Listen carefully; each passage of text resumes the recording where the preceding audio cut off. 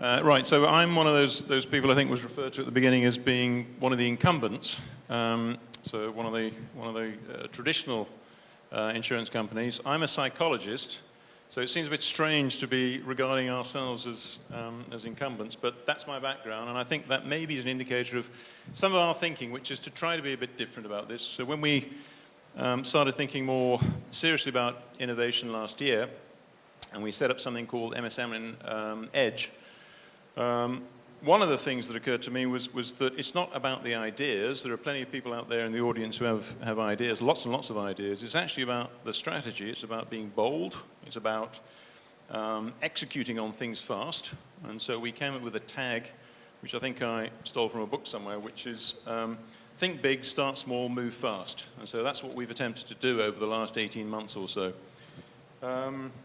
We set up our Edge team, which is a core team plus virtual people who are involved in what we're doing, and it's grown more widely because we are now part of MSI, and so there's a very large Japanese organization behind us, and so we're collaborating with them as well. But we set it up to think about innovation in terms of 3 levels. So the first level is tactical innovation. What can we use in terms of what startups are doing, what tech there is out there, or even new business models that might affect how we currently do business. And so we could change how we currently do business, make it more efficient, maybe drive more premium, etc. And that's fine, but that's not going to change the world as we know. So the next level was to be more radical. So radical innovation where we might come up with completely different business models. So it would shift how we do business completely. And some of the tech that might help us with that could be blockchain, it could be any number of different things, AI or whatever. But it's important to do something which shifted our business model. Because it's very difficult for organizations, incumbent organizations, to see the world in any other way than the way they see it now.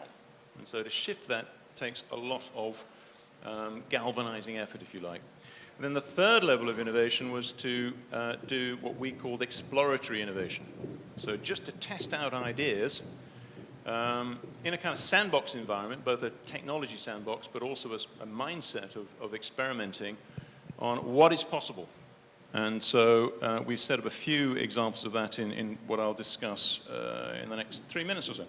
One of the other things we've done is to actually take account of what clients are saying out there, very large clients in the first instance. And one of the things we learned recently is that they are saying, you're an insurance company, we don't particularly care about what you sell. We don't particularly care about policies, which is what you desperately want to sell us.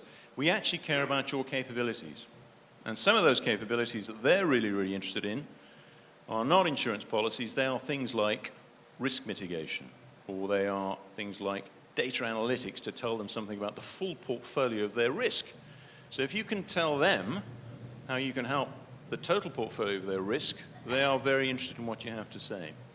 So I think even the market landscape is shifting quite dramatically for what startups and what incumbents need to be thinking about for their clients. The world is changing quite fast.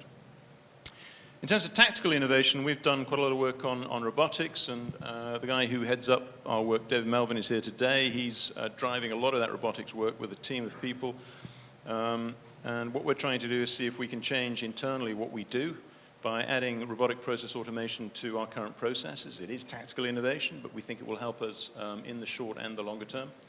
That's one thing we're doing, and we intend to build what we've called a center of expertise to do that. And so anyone who can help us with that obviously is very welcome.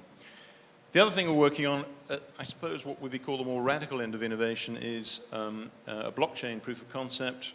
We're quite a long way into that over the last bit less than a year or so. That's subject to NDA, so I can't tell you much more than that. But we think it will have a profound impact in the specific market that we're looking at in time, but faster than I think we believed even 6 months ago. Again, one of my team, Maddie here, is leading us on the blockchain work we're doing. I suspect in time we'll see multiple blockchains across the insurance sector doing all sorts of different things we can't even imagine now. We're also looking at the use of AI, algorithms, machine learning for how we can augment what underwriters do. So how can we turn underwriters into, if you like, Terminator underwriters with special skills who can take out the opposition And one of the ways to do that is to think very, very seriously about the kind of algorithms and the kind of AI that can actually help them by scraping the whole web to provide them with data that really makes a difference, gives them an edge in what they do.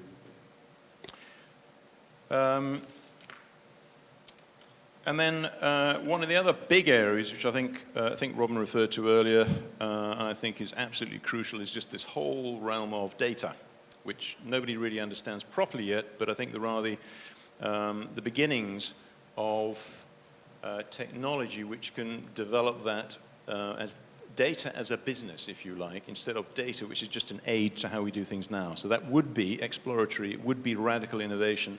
Long way to run, I think. I think it's harder and it needs more computing power than people first imagined, but I believe that will be how things will be differentiated in the future. So data is the new revenue generator. And then finally, we are doing a lot of work with some of our Japanese colleagues in the MSI group as a whole to try to get better at understanding what is happening in Silicon Valley and elsewhere in the world. So we want to spend more time actually looking at what startups are doing in both in London, Silicon Valley, and elsewhere in the world, so that we can actually spot the trends, first of all, but also take advantage of those startups that are really making a difference. Thank you very much.